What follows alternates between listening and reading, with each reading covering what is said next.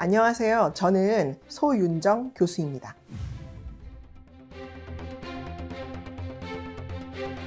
지금은 이제 여의도의 공원이 됐지만 그 당시에는 여의도 광장이었었거든요. 중학교 2학년 때, 3학년 때, 고등학교 1학년, 고등학교 2학년 이 4년 동안에 전도를 매주일 나가면서 이제 기도의 동역자와 이제 그 친구들하고 같이 전도를 하게 되는 그런 경험을 하게 되는데, 제가 전도를 하면서 오히려 은혜를 받고 그 잃어버린 하나님의 영혼에 대한 마음을 깨닫고 눈물을 흘린 적이 있거든요. 그 신앙적으로 지도를 했던 선생님이, 윤정아, 너는 영혼을 구원하는 일을 맡기시는 것 같아. 그때만 해도 선화예술학교에 피아노를 치고 있었고, 그리고 나름대로는 잘 나간다고 생각을 했던 그런 그 청소년이었습니다.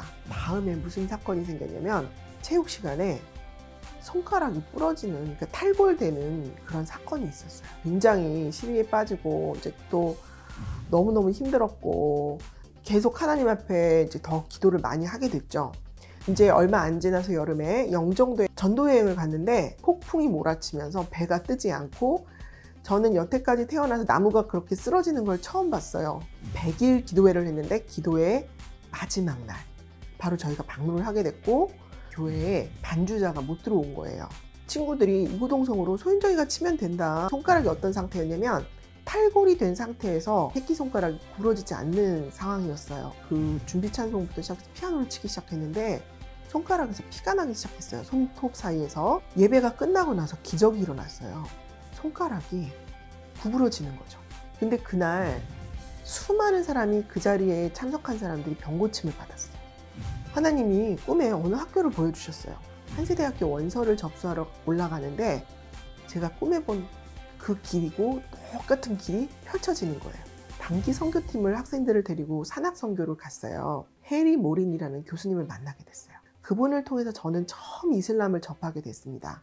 그런데 기도를 하면 제 친구는 하나님이 선교사로 부르셨다고 그러고 저한테는 수많은 책들을 보여주시는 거예요, 자꾸만. 그래서 제가 저는 원래 공부가 체질이 아닌데요, 전 돌아다니는 게 제 체질인데요, 하나님 앞에 엎드려서 기도하면 눈물이 나오면서 한국 교회를 향해서 이슬람이 한국에 들어오게 되는데 준비해야 된다는 마음을 너무너무 강하게 주시는 거예요.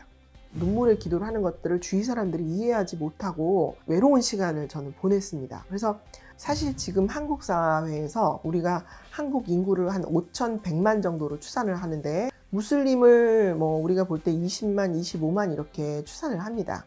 분포도로 봤을 때는 1%가 채 안 되는 소수죠.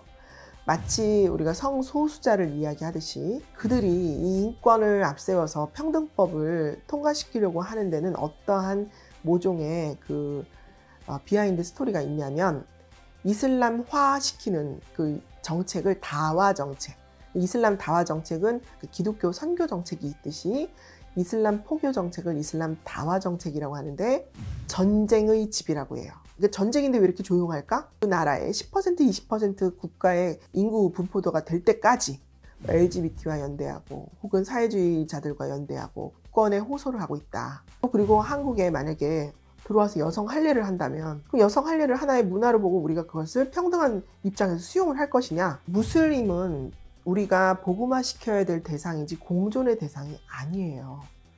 하나님이 쓰시는 사람들은 때를 얻든지 못 얻든지 복음을 전했습니다.